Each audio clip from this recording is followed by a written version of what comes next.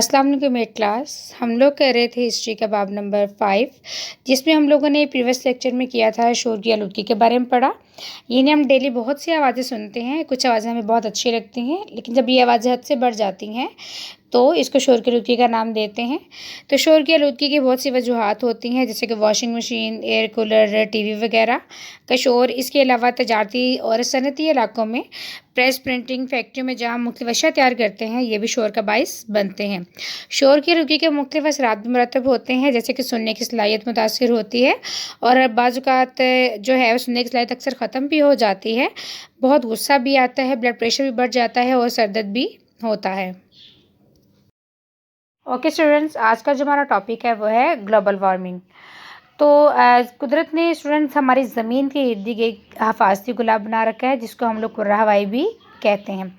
लेकिन इंसानी सरगर्मियों की वजह से इस गुलाब की तरकीब में फ़र्क आ रहा है, जिसकी वजह से ज़मीन का जो दर्जा हरारत है बहुत ज़्यादा हो रहा है, यानी हमारी ज़मीन पर टेम्परेचर बहुत ज़्यादा हो रहा है। तो ज़मीन के औसत दर्जा हरारत में इजाफा यानी टेम्परेचर का ज़मीन पर ज़्यादा होना ग्लोबल वार्मिंग कहलाता है। ग्लोबल वार्मिंग के स्टूडेंट बहुत सी वजूहात हैं। मुख्तलिफ फैक्ट्रियों, गाड़ियों से निकलने वाला, हवाई जहाज़ों से निकलने वाला जो धुआं है हमारी फ़िज़ा को आलूदा करता है, ये भी ग्लोबल वार्मिंग की एक वजह है। इसके अलावा तेल, डीज़ल, कोयले के जलने की वजह से भी कार्बन डाइऑक्साइड गैस फ़िज़ा में दाखिल हो रही है, जो कि टेम्परेचर में इजाफे की वजह बनती है। इसके अलावा दरख्तों की बेजा कटाई की जा रही है, यानी जंगलात को, दरख्तों को बहुत तेज़ी से काटा जा रहा है और फ़िज़ाई आलूदगी की ये भी एक बहुत बड़ी वजह बनती है। और इन तमाम वजूहात की वजह से ग्लोबल वार्मिंग में भी इजाफा हो रहा है, यानी हमारी ज़मीन के दर्जा हरारत में बतदरीज यानी दर्जा ब दर्जा उसमें इजाफा हो रहा है। ग्लोबल वार्मिंग के स्टूडेंट्स कुछ असरात भी मुरतब हो रहे हैं, यानी ज़मीन का जब टेम्परेचर ज़्यादा होगा तो इसके बहुत से असरात भी मुरतब होंगे, जैसे कि ग्लेशियर बहुत तेज़ी से पिघल रहे हैं, सैलाबों का बेवक्त और ज़्यादा होना भी, खुश्क साली भी आम हो रही है, कुदरती आफात वगैरह भी जैसे कि कहत साली का आम होना। इसके अलावा फसलों और मवेशियों की पैदावार में भी बहुत ज़्यादा कमी वाक़या हो रही है, पीने के पानी में भी कमी हो रही है। इसके अलावा बारिशों का बेरब्त होना, यानी कुछ इलाकों में बारिशें बहुत ज़्यादा होती हैं, जबकि कुछ इलाकों में बारिशें बिल्कुल ही नहीं होती। कुदरती वसाइल जैसे कि जंगलात और घास के मैदानों वगैरह की पैदावारी सलाहियत में भी कमी वाक़या हो रही है। ग्रीन हाउस इफेक्ट स्टूडेंट्स क्या होता है, या हम ग्रीन हाउस इफेक्ट के बारे में पढ़ेंगे। तो जैसे कि आप लोग पहले भी पढ़ चुके हैं, कार्बन डाइऑक्साइड गैस, खाकी ज़रात, आबी बुखारात ज़मीन से खारिज होने वाली जो हरारत है इसको जज़ब करते हैं, जिसके नतीजे में हरारत को वो फ़िज़ा में तो खारिज करते हैं, लेकिन क्लियर तौर पर यानी मुकम्मल तौर पर फ़िज़ा में खारिज नहीं होने देते।